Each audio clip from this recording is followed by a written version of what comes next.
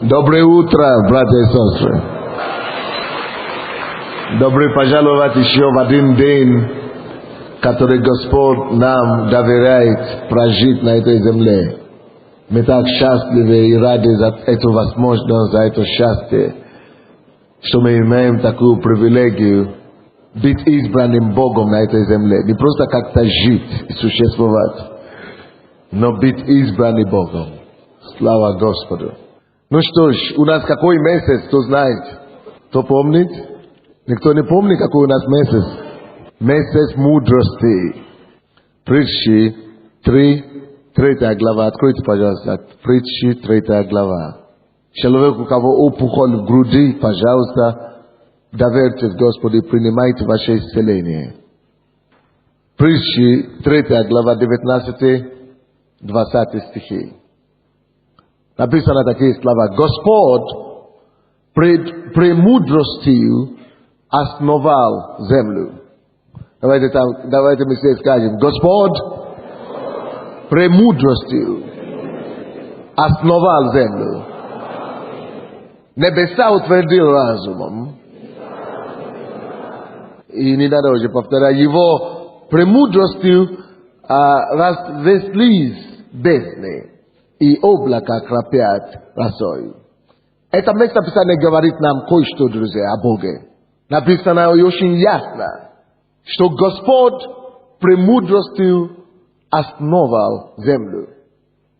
Во-первых, то, что сразу приходит к нам с этого места Писания, это то, что Бог открывает нам, как бы раскрывает перед нами карту, как Он основал землю, как Он это делал. Может быть, это вопрос приходило вам в голову. Как же Бог мог это сделать? Как Он это сделал, в конце концов? И Бог раскрывает перед нами карту здесь. И говорит нам как бы секрет. Что на самом деле Он основал землю именно благодаря мудрости. Или с помощью мудрости. Кроме этого, это фраза также говорит нам еще кое-что. Еще кое-что говорит нам, раскрывает нам это место Писания. Это говорит нам о том, что мудрость есть сила созидания. Мудрость есть Божья сила созидания. Мудрость. Поэтому сегодня я проповедую на теме созидательная сила мудрости. Созидательная сила мудрости. О чем речь, друзья? Речь идет о том, что если кто-то хочет что-нибудь, когда-нибудь успешно и надолго строить Царствие Божие, не только в Царстве Божьем, но на этой земле, если вы хотите что-нибудь построить, долговечное, прочное, успешное, то есть сила, есть способ, есть оружие созидания. И оружие созидания, оружие создания всего, оружие и сила построения. Есть что? Не понял? Мудрость. Так что приобретай мудрость, и ты можешь построить все, что хочешь. Так что найди мудрость, и построение становится легкой задачей. Построение чего? Созидание чего? Допустим, личная жизнь. Допустим, призвание. Церковь. Бизнес. Отношения с людьми. Мудрость есть основа. Мудрость есть инструмент Божий. Созиданию, строительству. Мы знаем, конечно, вроде бы это знаем, что, конечно же, мудрый человек лучше делает вещи. Но прелесть Слова Божьего и прелесть вера в Бога в том, что эта мудрость, о которой мы говорим, может быть доступна всем. И не только те, которые закончили докторскую или кандидатскую, или еще какую-то скую. Но на самом деле мудрость доступна всем ищущим ее. Мудрость доступна всем детям Божьим. Потому что написано, начало мудрости есть что? Страх Господень. Если у нас страх Господень будет на месте в нашей жизни, то мы уже стоим, мы уже имеем хороший шанс ходить в этой сверхъестественной мудрости Божьей. Мудрость есть сила созидания. Я, чтобы мы все это сказали. Мудрость есть сила созидания. Конечно, люди могут строить, что хотят. Все люди строят что-нибудь. Но когда испытания жизни приходят, когда приходят штормы жизненные, когда приходят потопы жизни, атаки врагов, тогда каждое строение начинает давать о себе знать, чем оно все-таки построено. Алло! Об этом Иисус и говорит нам. Он говорит, слушающий слово мое уподобится. Один уподобится строящий, и другой тоже уподобится строящий. Потому что все строят. Даже если ты не строишь бизнес, ты не строишь церковь, ты строишь свою жизнь личную. Все строят. Но как все строят? Каким образом все строят? Свои отношения с друзьями и даже с врагами. Свои отношения в семье, с женами и с мужьями. Свои отношения с своими детьми и с детьми чужих. Свои отношения с теми, которые хорошо идут вперед, и с теми, которые падают. Мы что-то строим постоянно. И Бог говорит нам, что сила строения и прочность строения зависит от того, чем мы строим. Иисус говорит, слушающий слово мое и исполняющий уподобится разумному. Напишите разумному. Потому что слово разумное там имеется в виду на английском, даже там написано мудрый строитель. Как разумный там обозначает мудрость. Слово это как ключевое слово мудрости. Мудрый. Мудрость позволяет человеку строить на Божьем основании. Но мы дойдем до этого, я вернусь к этому попозже. Почему на слово мое, слушающий и исполняющий, того Иисус называет мудрым строителем. Слушающий слово Божие и исполняющий слово Божие. Не только слушающий, но исполняющий, он строит. Он не строит физический дом или здание, исполняющий слово Божие строит свою жизнь и строит все. И благодаря тому, что он слушает и исполняет, он положение, он в состоянии строить и быть успешным строителем, чтобы он не начинал строить. Способность брать слово, вникать и вынимать жемчужины, испокаемое, или как мы называем? Ископаемое из Слова Божьего, полезное. Это вот то, что и способно не просто внедрить его, а жить, внедрить свою жизнь во всех своих деятельностях. Способность применять Слово Божье в своем бизнесе определяет, чем вы строите, мудростью или нет. Если вы сможете применять Слово Божье в своих личных отношениях, применять Слово Божье, принципы Бога, истины Бога, Слово Его, в ваших служениях, это определяет тот успех, который вы будете иметь. А он говорит, но слушающий, но не исполняющий, уподобится неразумному, то неумный, он не строит на мудрости. Он говорит, когда шторм и испытания жизни наступают, тот, который слышал и применял принципы Слова Божьего, Созидание своей жизни, своего отношения, свою семью, свой бизнес, свою церковь. Это его здание не рухнуло, когда шторм наступил. Когда потоп наступил, эта церковь не рухнула. Когда искушение пришло, этот человек не упал в гомосексуализм, не упал в анонизм, не упал в блуд, не упал в какой-то разврат. Когда искушение пришло, он не ударил противника по морду. Извините. Он строит принципами Бога своей жизни, поэтому он был прочный, когда испытание уже пришло. Оно уже стало счастью его. А те, которые просто либо не знают Слова Божьего абсолютно, либо не обращают внимания, либо слышают, но не живут ими дома, на работе, бизнесе. Когда испытания приходят и давление там, в миру, у них все разваливается.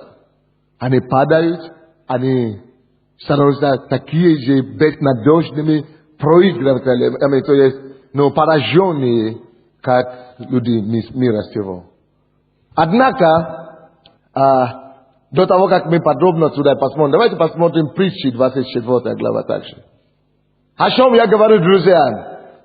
Если Господь мудростью основал землю, это значит, что если ты поймешь, что такое мудрость, ты можешь ею, мудростью, построить, основывать и строить твою жизнь с окружающим, твои стремления на будущее, твои идеи. Но, короче, ничего не будет невозможно тебе, благодаря мудрости. 24 глава притчи, 3 по 5 стихи. Я утром сегодня, когда Бог мне дал это откровение, я думал, Боже, я еще напишу одну книгу об этом. 3 стих. Опять же здесь говорится, мудростью устрояется дом. То есть мудростью строится, созидается дом. Чем строится дом? Чем устрояется жизнь? Чем устрояется призвание? Теперь, кто думает, что у него здесь есть призвание от Господа? Поднимите ваши руки к Богу. Хорошо, по-другому спросим. Кто живет не пустую жизнь, но вы думаете, вы знаете, что вы идете к чему-то в жизни. Вы не просто существуете, вы живете и имеете какие-то мечты, вы к чему-то двигаетесь. Поднимите ваши руки. Очень хорошо. Спасибо большое. Ошибка много верующих в том, что они имеют какие-то мечты, призвания. И думают, что если я буду молиться и ждать, однажды я проснусь и буду таким, как Бог мне показал, что я буду. Если Бог мне сказал, что я буду пастором, я ему верю, аллилуйя. Буду молиться. Но не написано, что молитвою строится мечту, призвание и жизнь. Нет! Чем? Если ты хочешь, чтобы пришло то, что ты видишь, то, о чем ты надеешься, то, к чему ты стремишься в жизни, то, что ты думаешь, что Бог тебя призывает, нужно не ждать его, чтобы оно пришло, что ты однажды это сбудется. О, Бог мне показал такой сон. Я жду, чтобы сбылось. Я жду, чтобы она сбылась. Я жду, когда сбудется этот сон. Бог мне дал такое откровение, я верю, что я все равно буду таким. Я знал, что все равно буду миллионером. Я знал, что все равно я буду пастором, помазанным. Я знал, что я буду все равно евангелистом. Я знал, что все равно я буду тем-то другим, успешным папой, успешной мамой. Желаниями и виртуальностями. То есть, ничего не созидается. Поэтому даже если вы знаете, что Бог призывает вас к чему-то, это хорошо. Но вам нужно начинать ставить кирпичи на кирпичи. Вам нужно начинать созидать и строить. Пока вы не начнете строить То, что ему Бог вас призывает, вы можете молиться, пока вы не станете злейшими. Вы можете сидеть дома и желать, и ждать, пока вы не устарите, и смерть вас не соберет на небо. А потом вы захотите Богу претензию предъявить, а он тебе скажет, читай Библию, дура,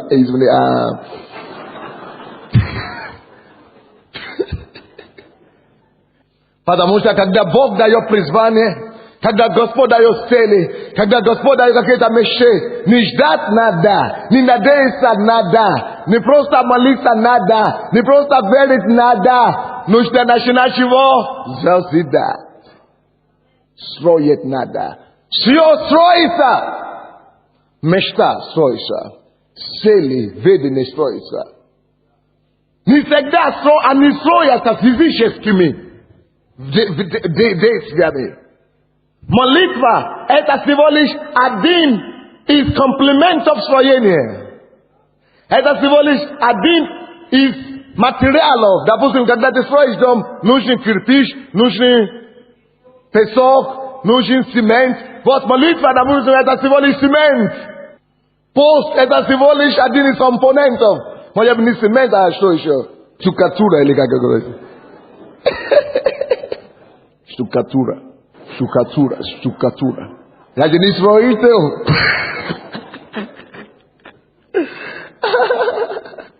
Есть разные инструменты строения.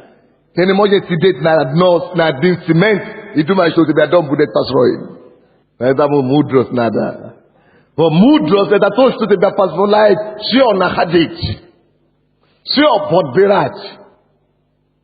Углублять во все и разбирать все знания, все компонентов. И мудрость позволяет тебе знать, как слаживать их вместе. Одно на другое. Мудростью устрояется дом. Мудростью устрояется дом, читаем дальше. И разумом утверждается. Окей? Четвертый стих. И с умением внутренности его наполняются всяким драгоценным и прекрасным имуществом. А пятый стих говорит, человек мудрый, что он потрясающая вещь. Оказывается, что сильные люди в этом мире не человек богатый. Потому что если ты богатый, а ты не мудрый, все равно мудрый будут управлять тобою. Я помню, у нас дедушка был такой, он был бизнесменом, он был богатым, но он был ограничен в образовании. У него деньги были, но у него директора всегда были. Он просто как бы учредитель. Но он деньги давал на эти дела. Он как хозяин, президент. А те, которые делают дела, они как директора. Он как бы хозяин. Но они всегда ему доложат. Ну, доложат. Они докладывают постоянно ему. И мы, когда мы уже росли, даже еще были школьниками, мы прекрасно знали, что эти директора просто его дурили. Но все были неверующие. Иногда эти директора даже нам давали шушу, чтобы мы это самое молчали. А он думает, что он хозяин. Аллилуйя. А в то время он не говорит аллилуйя. Он дает им комплименты, дает им подарки и так далее. Они не были неверующие, они были обыкновенные вары. И они строили себя в своих селах и в других городах домы. В то время, когда дедушки говорят, что нету денег. Дедушки сам еле-еле бензин покупает. А там они уже строят себя дом. Потому что не человек, не силен тот, который богатый. И не человек, какой еще люди считают, что они сильны в этом мире. Не человек на каше не силен. Написано, мудрый человек что? Силен. То есть, настоящая сила где находится. Но некоторые верующие, они не обращают внимания на такие стихи. Некоторые из нас, мы готовы быть не духовные даже это называется, ревностные. Мы приходим, молимся, аллилуйя. Но нету разумения, нету рассудительности. Ну, мы бегаем от служения к служению. Делаем хорошие дела для Бога, что-то стараемся. Ну, вроде бы не глупый, по-человечески. Но Божьей мудрости нет. Он не живет мудростью. Поэтому он не сильный. Он поражен дьяволом направо и налево. Поэтому написано, что вере вашей добавьте это самое ревность. Но добавьте нет, перед рассудительность. Короче, добавьте ревность, скажем, да, или поболзание добавьте, или добродетель. А добродетели ваших, вере вашей добавьте рассудительность. Рассудительность. А хорошо, что ты очень добродетель делать. Бегать, я же делаю добро, герой. Привет. Добавь еще кое-что. Успокойся, товарищ. Мало того, что ты делаешь благодетельность, или как это, добродетель. Ты нашел нас, дорогой добродетель. Успокойся. Зачем тебе обижать? Делать добро, когда ты не знаешь, как его делать. Потом еще хуже будешь делать. Потом тебя будут все обвинять за твое добро. Ты не понимаешь меня? Поэтому на самом деле силен только человек мудрости. И человек разумный или разума укрепляет силу свою. Потрясающая вещь. Посмотрите, это 5 стих. Человек мудрый силен, и человек разумный укрепляет его силу свою. Скажи кому-то, набирай разум, и ты будешь становиться сильнее и сильнее. Это о чем речь? Человек разумный укрепляет, то есть незаконченный набор силы, накопление силы, укрепляет. Еще сильнее и сильнее благодаря накоплению разумения. Окей? Однако для того, чтобы нам знать, как хорошо, мы уже поняли, что важна мудрость, и мудрость устрояется дом. Но что, как мне его применять? Прежде чем нам применять мудрость для созидания и строения нашей жизни и всего того, что мы будем делать, нужно сначала разобраться. Но что же, в конце концов, такое мудрость? И как его применять? Как оно приходит? Чтобы я мог его нормально применять. Откройте Притчи, 8 глава, 12 стих. Притчи 8, 12. 8, 12. Я премудрость обитаю с разумом и ищу чего? Рассудительного чего? Следовательно, напишите себе определение мудрости. Мудрость – это совокупность, приобретенное знание, которое утвердилось в нас, стало частью у нас, то есть разумение, и применяется нужное время и случай. Тяжело вам понять это. Повторите. Я не знаю, если я смогу повторить. Попробуем. Мудрость – это совокупность. Совокупность набранной или накопленной знаний, которое утвердилось в нас, стало частью нашей, то есть разумение, и которое мы применяем, те знания, которые стало частью нашей, которые мы применяем в нужное русле, направление и нужное время. То есть я приобрел определенное знание, понимание, и когда случай появляется, я знаю, какое знание применить. Потому что она живет во мне. И я знаю, когда это знание применять. Потому что я разобрался в этом знании. Оно стало разумение для меня. Давайте прочтем это определение еще раз. Я мудрость, 12 стих. Обитаю с разумом и ищу разудительного знания. Тяжело вам понять это, да? Окей. Теперь вопрос. Какое же знание?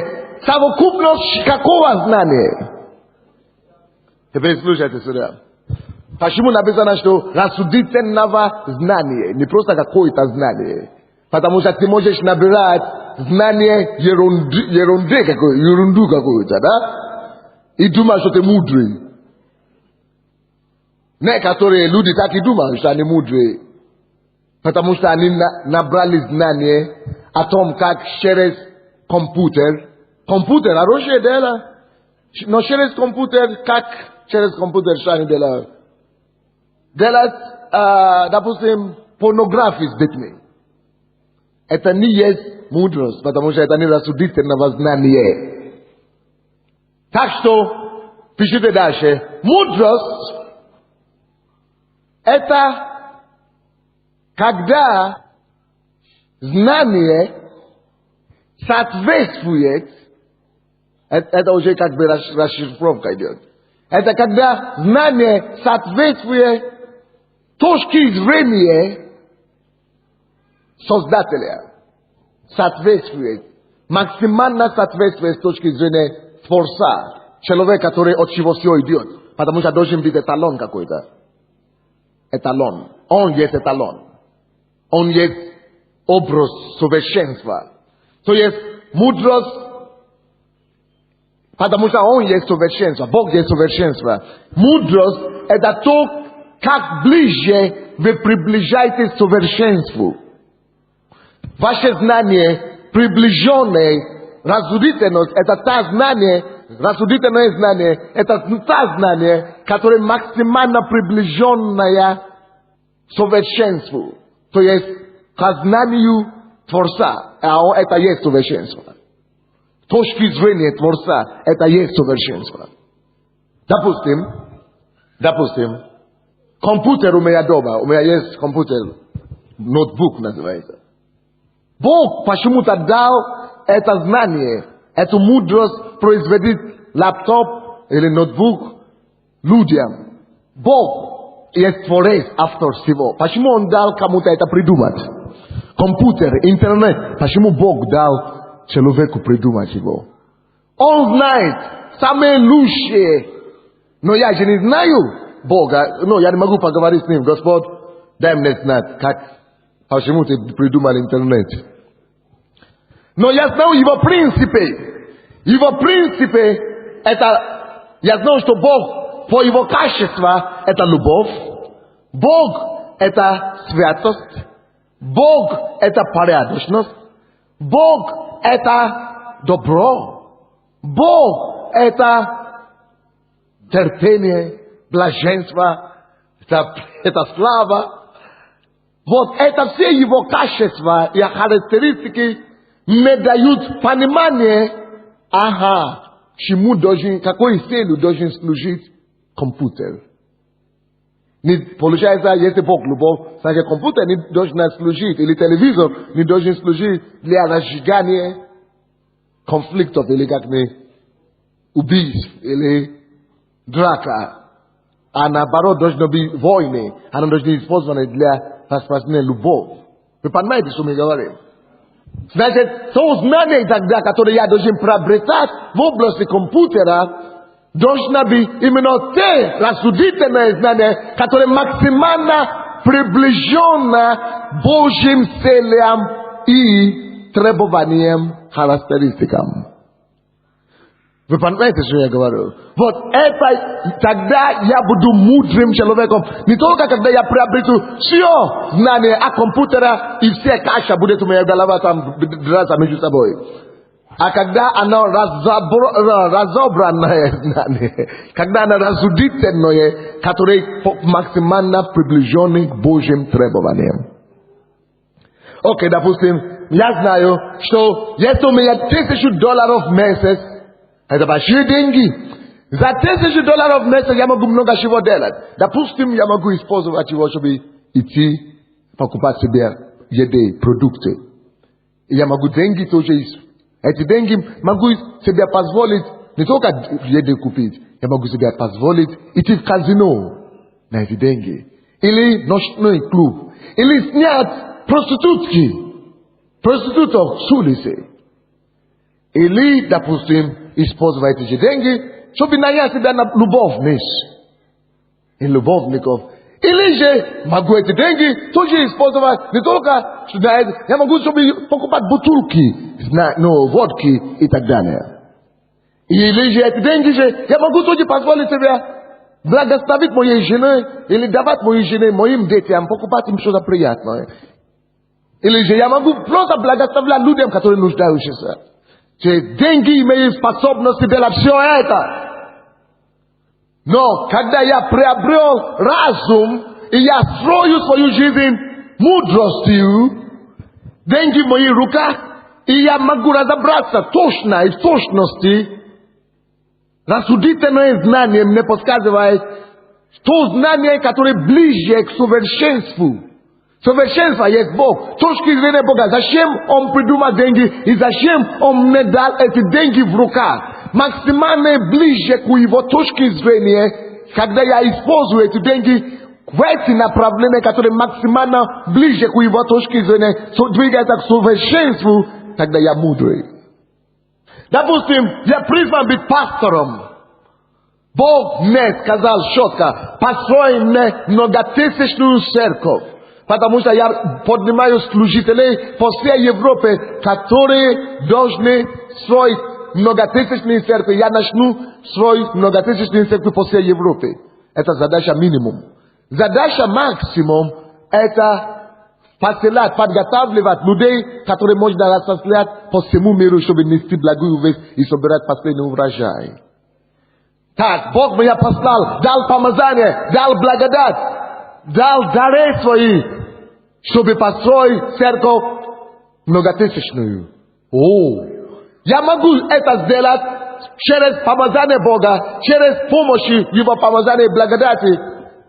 И, допустим, чтобы эта церковь исполнила Божьи цели, максимально приблизиться и стремиться к тем целям, тем стандартам, зачем Он мне эту церковь дал. Это будет называться мудростью. Но если я построю себе большую церковь и начинаю думать, смотри на меня, хороший костюм и галстук. Я такой красивый стал, богатый, вообще крутой. Все уважают. Я пастор Андрей, аллилуйя. Все. Это противоположность Божьим мыслям, Божьим целям. Почему Он мне дал это всего? Это не есть мудрость. Значит, я не строю по мудрости. Я не мудростью устрояю этот дом. Значит, то, что произошло с тем домом, который было построено на песке и развалилось, рано или поздно произойдет таким сандеем, если он так будет поступать. А если он будет поступать, наоборот, максимально приближенным тем оригинальным требованием автора, Бога, Творца, это называется мудростью. Вот почему человек может быть, допустим, профессором, большой головой и большим дипломом, а ты его находишь в больнице отрезвителя. Hello? Как это профессор попадает в отрезвитель? Его качают и выкачивают его водку. Потому что то, что он набрал себе это знание, это еще не значит, что он мудрый. Допустим, депутат с галстуком тоже. И, это как называется, погонами. И даже с большими лицами на экранах. Телевизора говорит, вот это мы любим народа, вот это мы народные депутаты Украины.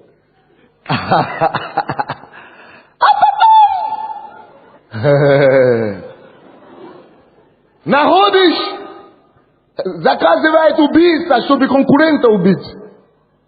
Какой же ты тогда умный нашелся наш депутат?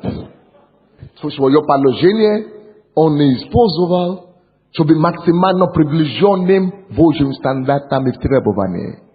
То есть мудрость основывается на то, чтобы она была приближенной максимально точки зрения Создателя, то есть совершенству. Это тогда мудрость определяется сравнением чего? Противопоставление чему? Богу, который есть источник существа. То есть, давайте я по-другому вам это разъясню, то, что я пытаюсь сказать.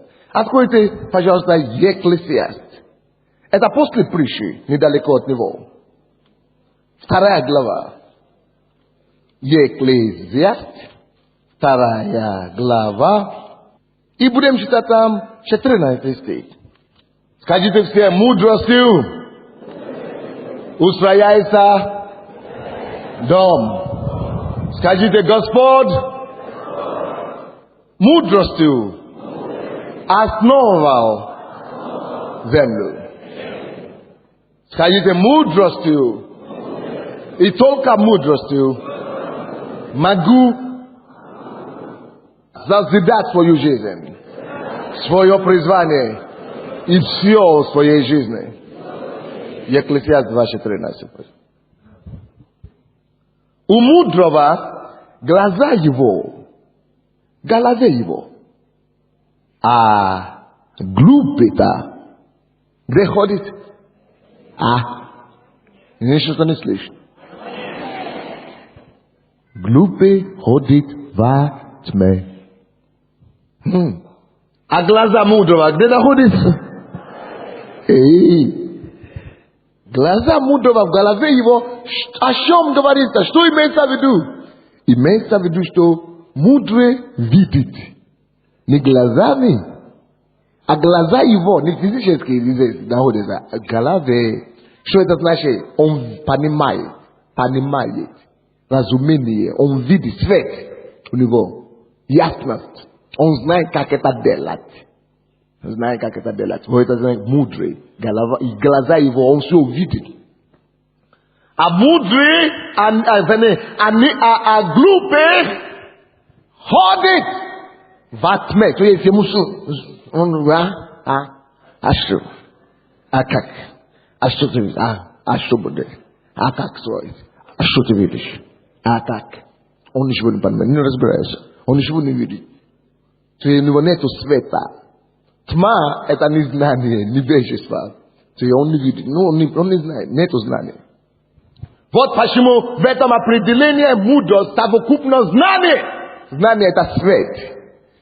Никто не может быть мудрым, напишите, если он не приобретет знание в том направлении своего строительства. Чего он может строить? Если ты хочешь строить семью, ты не можешь строить его мудростью, если ты не приобретешь все знание, максимально приближенное знание к Богу, Божье совершенству, которое есть Творцу, то есть все точки зрения Бога и все максимально полезное знание о семье, максимально приближенное к совершенству, которое ты приобретаешь, только это знание приобретенное, и которое станет счастьем твоей жизни, утвержденное в тебе, и когда ты применяешь его в вопросы твоей семьи, тогда ты строишь мудростью.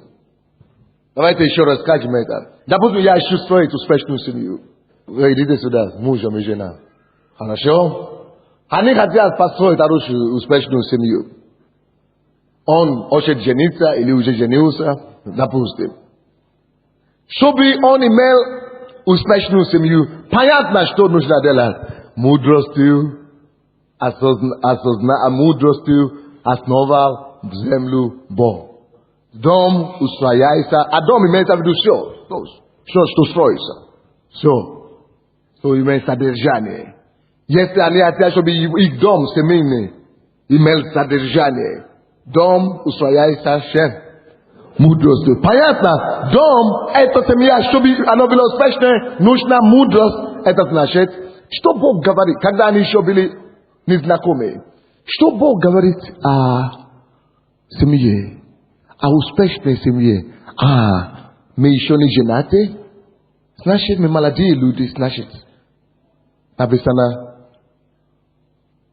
постель да будет непорочный, брак да будет непорочный, да будет честен. Значит, я должен хранить себе, не гулять. Дошло. Это знание. И это знание не просто какое-то приближенное к Богу. Значит, оно правильное знание.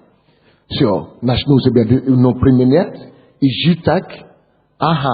Значит, я хочу мудрости уже. Я уже строю свою семью до того, даже как я познакомился с тем, кто будет женой.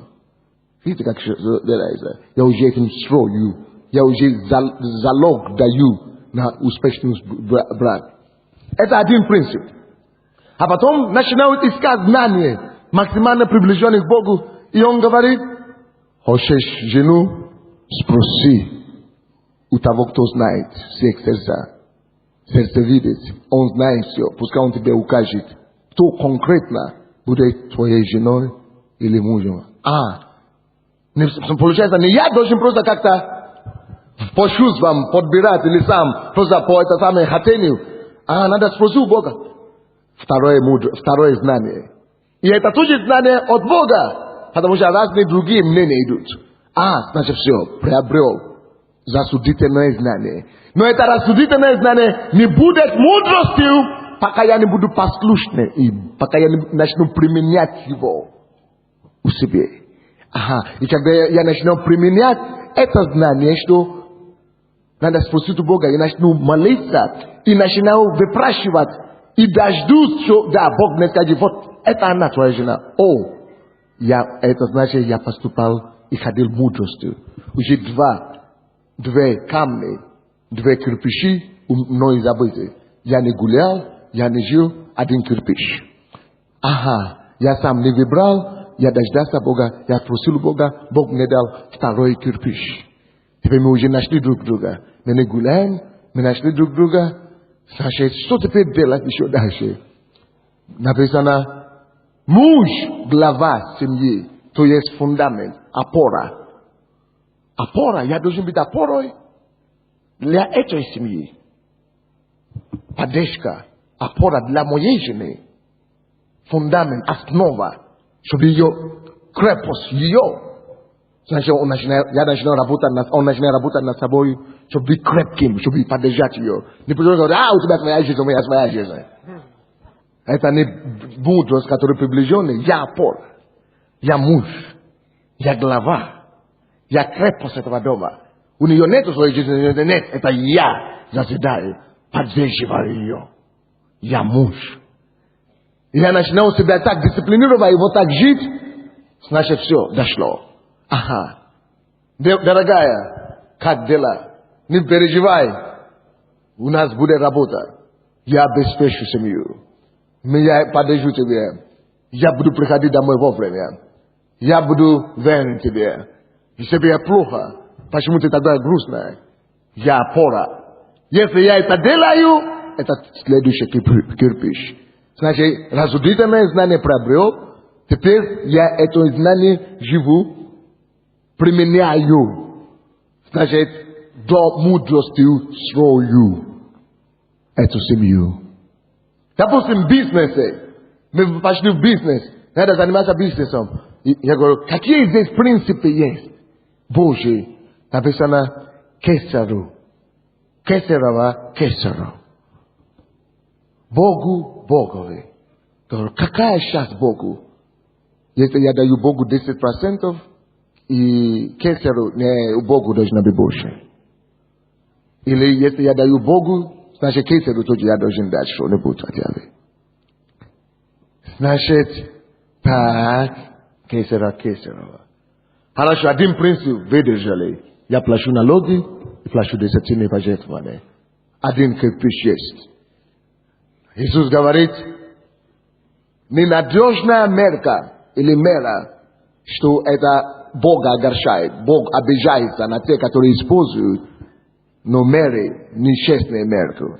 То есть, я знаю, что я бизнесмен, эта работа стоит 1000 гривен.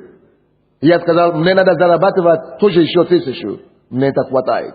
А если я говорю, не, работа стоит не 1000, а 2000.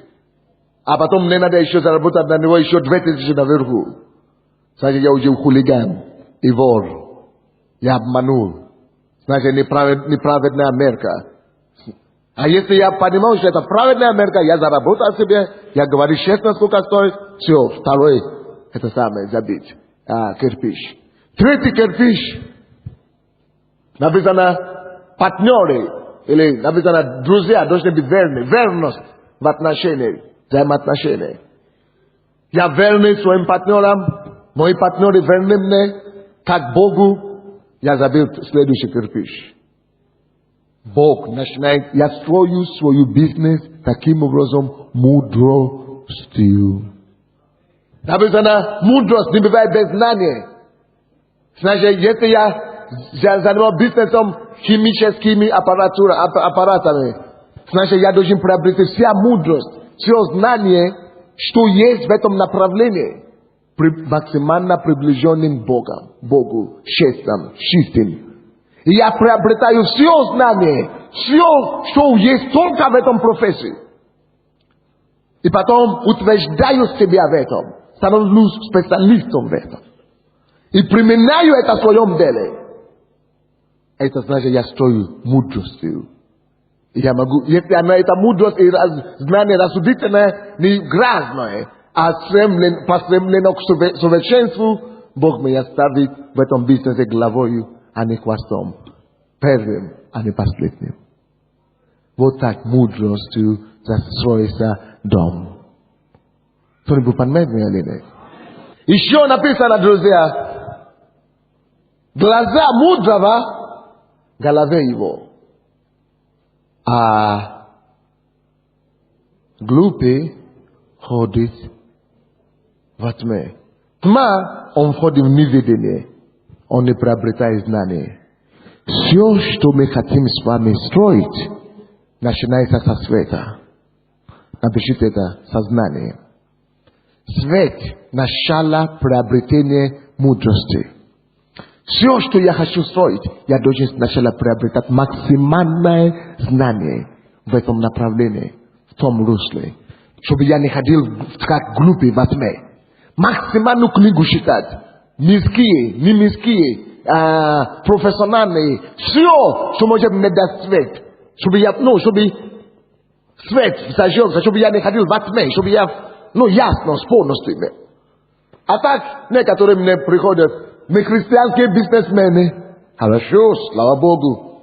Мы занимаемся, допустим, недвижимостью. Я говорю, хорошо. А сколько у вас есть, каталог? Где ваш каталог? А какой каталог? У меня нет каталога. Как это нет каталога? Никто не использует каталог. Потому что никто не использует, не обозначает, что ты не должен использовать. Ты же умный человек, ты же мудрость должен стоить. Ты придумывай прими все знания, которые используются в маркетинге. Хорошо, ты говоришь, я христианский бизнесмен, вот у меня, значит, ресторан или что-нибудь. Я прихожу в твой ресторан, извините, это как сарай, извините. А ты хочешь, чтобы я ходил в твой христианский бизнесмен или в христианский бизнес, посещать твой христианский ресторан, так называемый, да? Ты что, ты думаешь, что я дурак? Я лучше пойду в нехристианский ресторан, но я буду сидеть там, и спокойно душа моя будет. И мне понравится, в конце концов. То, что ты христианский, твоими штампами христианскими, ты меня все равно не затянешь. Если ты христианский, вот поэтому приобрети знания сначала, сделай лучше. Поэтому все строение начинается со светом, сознанием. Чтобы ваша голова, чтобы в вашей голове ваши глаза открылись, чтобы вы начали видеть. Окей?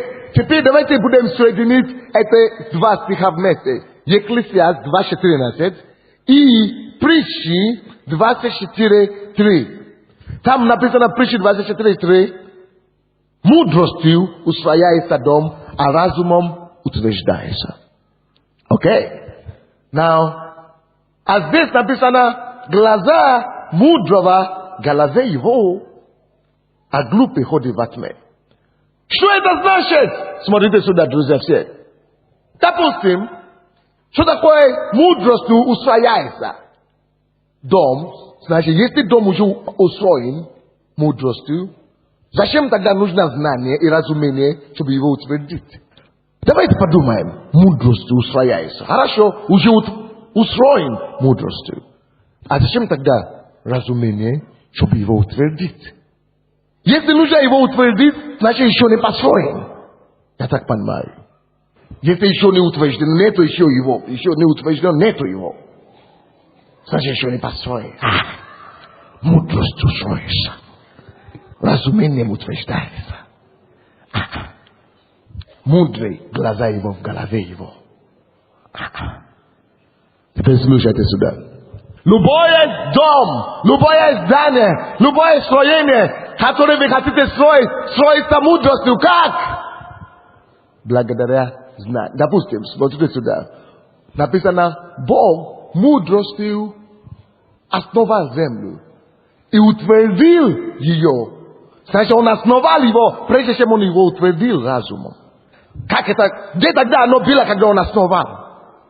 Господь основал землю мудростью, а потом утвердил его разумом. Утвердить, значит, тогда она появилась.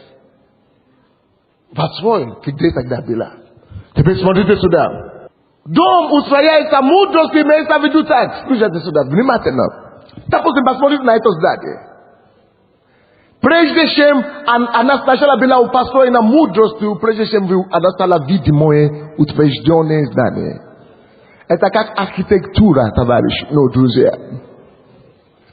Это как архитектура. Прежде чем любое строение, здание появится или появилось, сначала кто-то его увидел. Потому что мудрый видит. Глаза мудрого в голове его. Мудрость видит. Напишите так. Мудрость видит.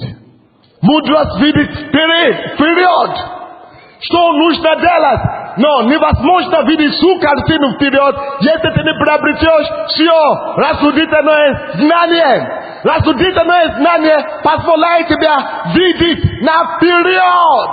Все, что ты хочешь. Архитектор сначала в своей голове, в своем воображении представляет себя. Внутри, что он хочет строить. Архитектурные проекты, схемы, у него уже чертежи, у него внутри него. Хороший. Архитектор сначала должен придумывать и чертежами построить это здание сначала на бумаге. Он уже его построил, хотя здесь, на земле, где площадь, где это самое должно стоять, еще кусты здесь. Кусты. Куста. То есть еще здесь безобразие. Еще даже не убрана площадь, где будет построено здание. А для архитектора здание уже построено. Мудростью он уже основал. Как он мог это делать? Благодаря знанию, которое он имеет в этом направлении. Он сначала получает все знания. Сколько комнат вам надо? Сколько вам надо? Какой цели? Задачи? Проектирование. Он получает задание. Благодаря заданию, которое он получил. Благодаря набранные знания, рассудительные знания, которые он накопил. Он смог это самое создать и построить в своем разуме и на бумаге уже с мудростью головой своей, глаза мудрого в голове его, он уже все это вынес в бумаге. Построено. А чтобы оно утвердилось, мудростью устрояется. Алло, братья и сестры, если вы только живете через проба и ошибки, у вас будет ерундовая жизнь, извините. Тяжелая жизнь будет слишком. Lushesnat uje zarane, uje uvidit aroše представление.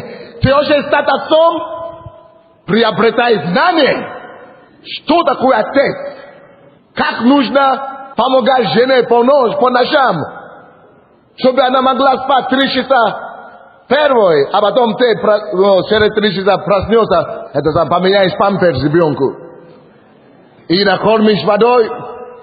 Потом ты тоже поспет 3 часа, потом она проснется и поменяет следующий памперс. Сначала выяснить, что такое быть папой. И когда ты уже знаешь абсолютно все, что нужно, это значит, что ты уже имеешь все представление. Ты уже имеешь все, ты уже полную картину имеешь, что тебе требуется. Надо будет помогать жену.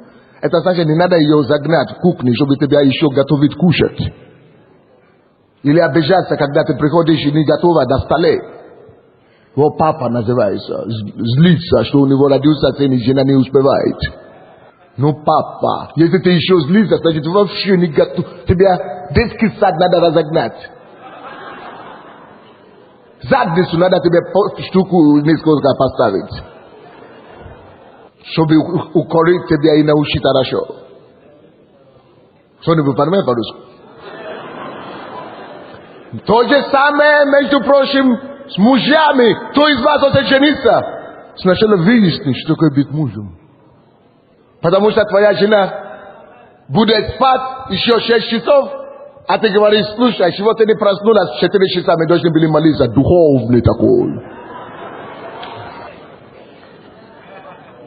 Прежде чем начнешь упрекать, что она не духовная, алло, подумай, сначала что психологии женщин и жены.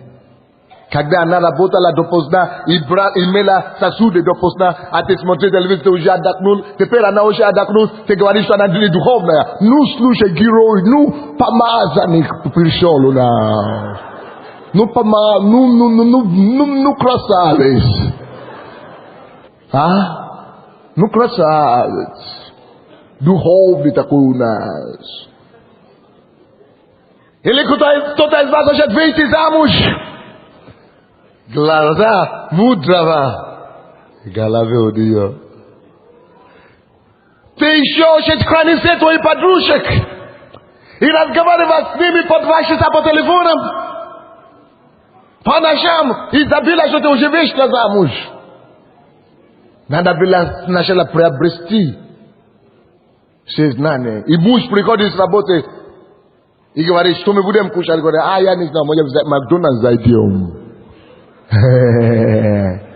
Надо было изучать, что такое мужчина и психологии, и мужчины по возвращению с работы.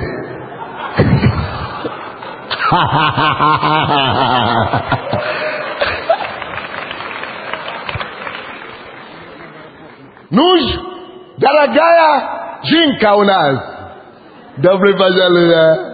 Вот почему вас посылаю обратно к материям.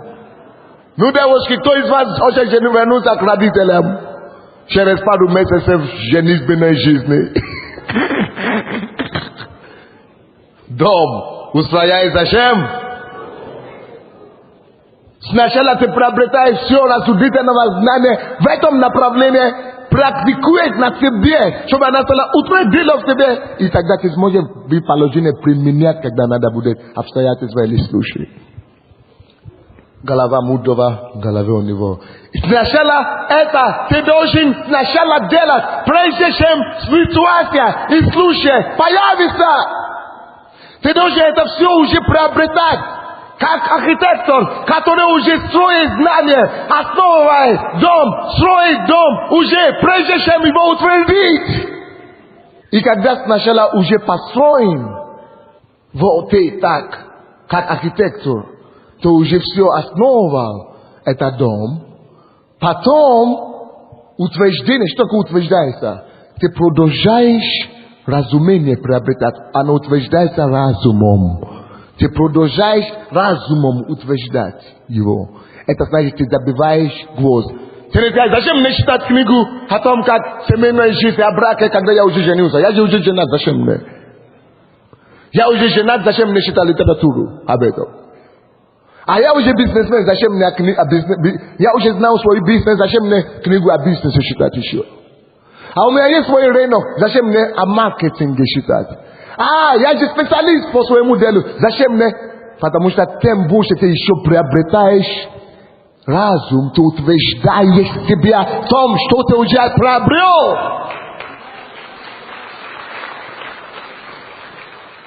Хорошо, что ты уже приобрел. Хорошо, что ты уже имеешь, что ты имеешь. Но когда ты приобретаешь разумение, разумом ты еще себя утверждаешь. Написано, что человек разумный усиливает силу свою, укрепляет силу свою. То есть, потому что если сила не будет укрепленная, если фундамент не будет продолжать иметь укрепление, груз завалит его. Тот пастор Сандей, который был 2 года или 10 лет тому назад, это уже не тот пастор Сандей, который сегодня. Потому что больше ответственности, больше людей, больше требований, больше атак демонических, больше штормы, больше потопов жизни. Но если не будет приобретение, дальнейшее приобретение разумения, оно не утверждает, я бы не был утвержденный. Ром утверждается. Укрепляется разумом, продолжай приобретать. Вот как становятся миллионерами. Вот как становятся успешными пасторами. Вот как становятся хорошими семенинами. Вот как становятся вообще победителями в этой жизни. Мудростью основывается и устраивается дом. Давайте склоним наши головы.